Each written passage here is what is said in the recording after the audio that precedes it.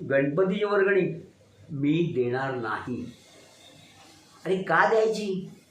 अरे त्या मंडपाच्या पाठीमागे जुगार खेळायला बसतात, पत्ते पत्ते पिसायला बसतात आणि बाहेरून दारू पिऊन येतात आणि तिकडे बसतात. ते बरं दिसतं का? आणि त्या तुम्ही जे पैसे गोळा करता त्याचं तुम्ही नक्की काय करता? कोणाला काही हिशोब देता का? नाही ना.